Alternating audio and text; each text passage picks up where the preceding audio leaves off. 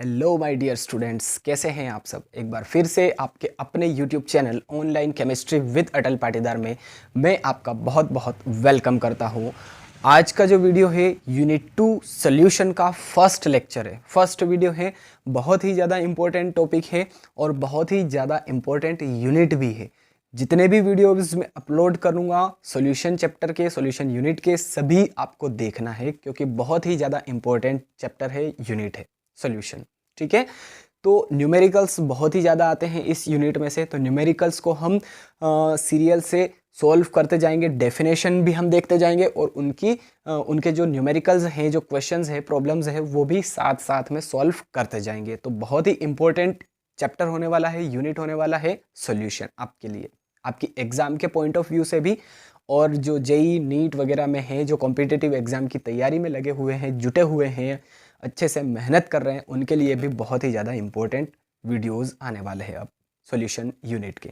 ठीक है, तो आज जो हम पढ़ेंगे कंसंट्रेशन टर्म्स के बारे में पढ़ेंगे, है ना। सॉल्यूशन क्या चीज़ है ये आपको आई थिंक पता होगा, इसलिए उसके बेस पर वीडियो मैंने नहीं बनाया है। डायरेक्टली फर्स्ट वीडियो है इस यूनिट का कंसंट्रेशन टर्म्स के ऊपर, है ना। सॉल्यूशन क्या है, सोल्यूट को सॉल्वेंट के अंदर हम ऐड कर देंगे तो वो सॉल्यूशन बन जाएगा, है ना। सभी को पता है सॉल्वेंट को हम ए से डिनोट करेंगे, सोल्यूट को हम बी से डिनोट करेंगे, है ना। ठीक है, तो ये बेसिक सी चीज़ें आई थिंक आपको पता होगी, इसलिए मैंने उनके ऊपर वीडियो नहीं बनाया है।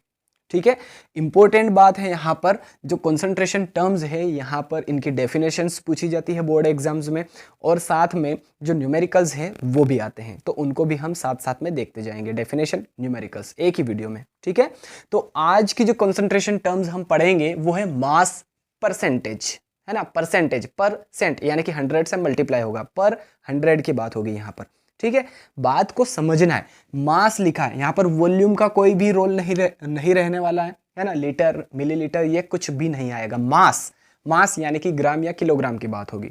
ठीक है, तो मास परसेंटेज इसको हम डिनोट करते हैं W/W से। अब इसकी डेफिनेशन क्या है हम देखते हैं। It is defined as the mass और weight of the solute in grams present in per 100 gram of the solution denoted by W/W percentage, है ना। एक बीकर हमने लिया, एक कंटेनर हमने लिया, इसके अंदर हमने क्या कर दिया, 100 ग्राम सॉल्यूशन लिया है ना। 100 ग्राम सॉल्यूशन इस कंटेनर के अंदर हमने लिया है। इस 100 ग्राम सॉल्यूशन के अंदर कितनी क्वांटिटी में, कितने वेट में कोई सोल्यूट प्रेजेंट है, ये हमें बताता है मास परसेंटेज, है ना।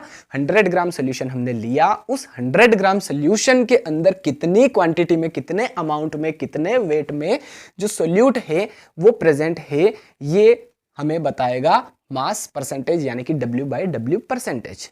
अब फॉर्मूला क्या हो जाएगा, W/W percentage is equals to weight of solute in gram upon weight of solution in gram into 100। Into 100 क्यों, क्योंकि परसेंट से कंपैरिजन कर रहे हैं हम इसको, है ना।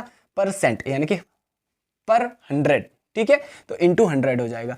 अब यहां पर जो सॉल्वेंट है उसका W/W परसेंटेज क्या होगा और जो सोल्यूट है उसका W/W परसेंटेज क्या होगा, तो इसके लिए भी फॉर्मूले लिखे हैं मैंने। Weight of W/W percentage of सोल्वेंट यानी कि A, है ना। सोल्वेंट को हम ए से डिनोट करेंगे, रिप्रेजेंट करेंगे। ध्यान रखिएगा पूरी यूनिट में सोल्वेंट को ए से डिनोट करेंगे और पूरी यूनिट में सोल्यूट को बी से डिनोट हम करेंगे। ठीक है, तो W/W percentage of solvent A is equals to क्या हो जाएगा, वेट ऑफ सोल्वेंट, क्योंकि सोल्वेंट का कैलकुलेट करना है हमें तो ऊपर सोल्वेंट आ जाएगा, अगर सोल्यूट का कैलकुलेट करना है तो ऊपर सोल्यूट आ जाएगा, कुछ नहीं करना।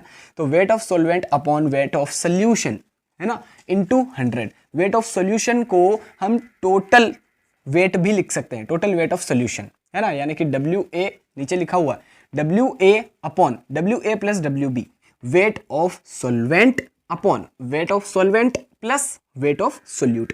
Weight of सोल्वेंट plus wait of solute को अगर हम ऐड कर देंगे तो क्या हो जाएगा, सोल्यूशन का वेट हमें मिल जाएगा, है ना। तो इसीलिए WA प्लस WB लिखा है, इनटू में 100 एज इट इज था।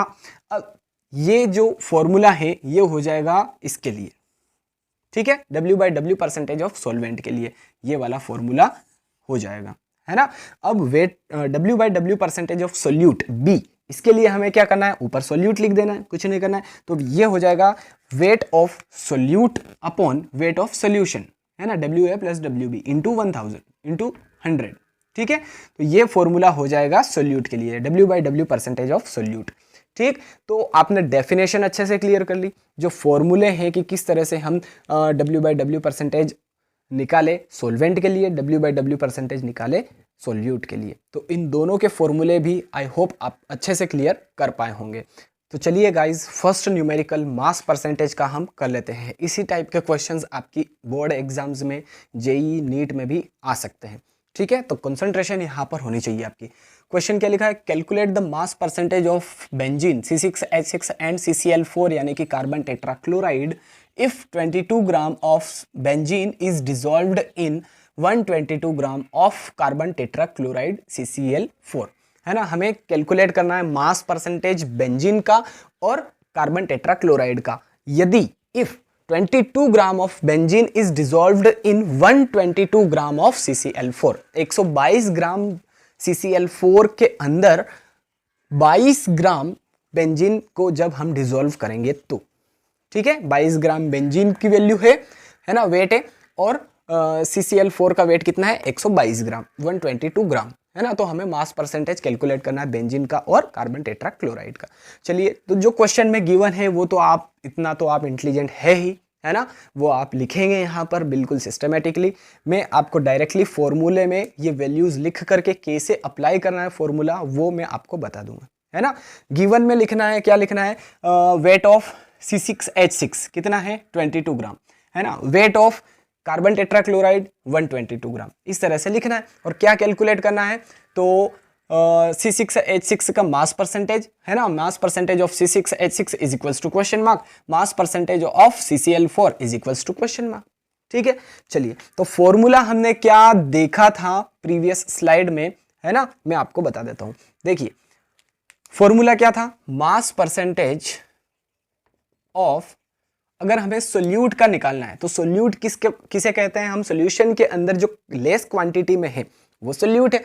तो लेस क्वांटिटी में क्या है, बेंजीन है, क्योंकि इसका जो अमाउंट है वो 22 ग्राम है। एंड जो CCl4 कार्बन टेट्राक्लोराइड है वो हाई अमाउंट में, है ना, वो हाई अमाउंट में प्रेजेंट है, 122 ग्राम में प्रेजेंट है। ठीक है, तो ये हो जाएगा सोल्वेंट एंड ये हो जाएगा सोल्यूट। C6H6 बेंजीन हो जाएगा सोल्यूट। तो यहां पर हम बेंजीन के लिए कैलकुलेट करेंगे तो ऊपर, है ना, अपॉन के ऊपर हम क्या लिखेंगे, वेट ऑफ बेंजीन, है ना, वेट ऑफ C6H6। तो ये हो जाएगा mass percentage of C6H6 is equals to weight of benzene, weight of C6H6 upon weight of, यहां पर क्या हो जाएगा, वेट ऑफ सोल्यूशन, है ना, पूरे सॉल्यूशन का। तो पूरे सॉल्यूशन का क्या हो जाएगा, weight of C6H6 plus weight of CCl4। सही है, यहां तक कोई दिक्कत, कोई परेशानी आई होप आपको नहीं होनी चाहिए।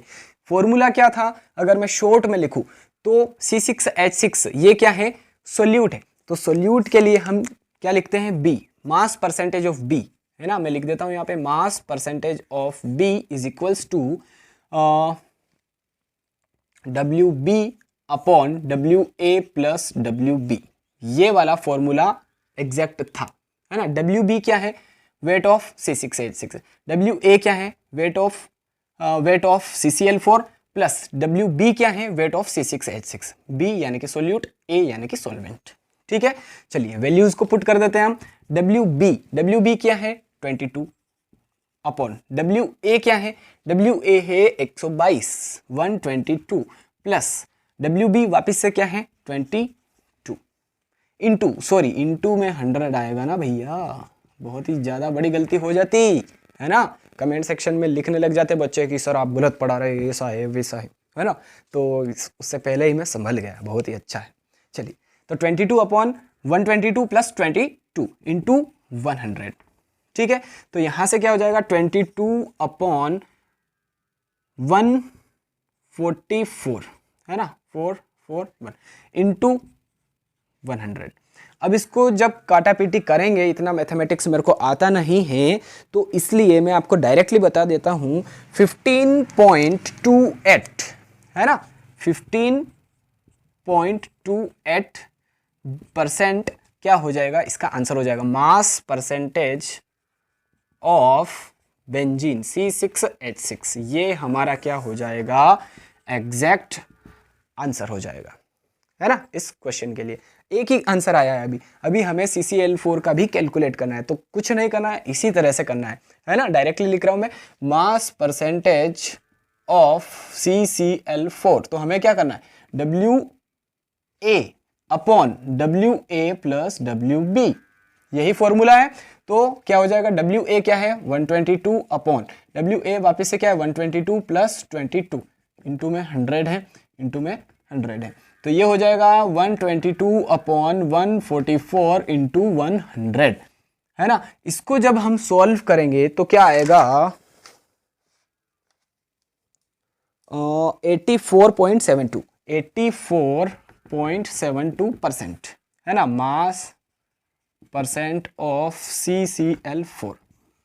ये एग्जैक्ट आंसर हो जाएगा हमारा इस क्वेश्चन के लिए। तो दो आंसर हमें चाहिए थे, weight of mass percentage of benzene और mass percentage of CCl4 carbon tetrachloride, दोनों के आंसर यहाँ पर आ गए हैं। कुछ भी नहीं करा है हमने, बस फॉर्मूला लिखा है, फॉर्मूला में वैल्यूज पुट की है, प्लस माइनस इंटू डिवाइड, जो भी है मैथमेटिकल टर्म वो हमने यहाँ पर की है, और देखिए फटाफट से क्विकली आंसर आ गया हमारे पास। चलिए गाइज, अब सेकंड न्यूमेरिकल हम कर लेते हैं। क्वेश्चन क्या है, if 11 gram of oxalic acid is present in 500 ml of solution, density is equals to 1.1 gram milliliter inverse, what is the mass percentage of the oxalic acid solution?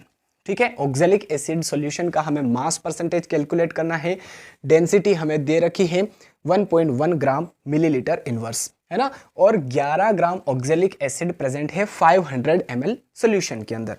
ठीक है, तो एक बात हमें ये पता चली कि 11 gram of oxalic acid is present in 500 ml solution.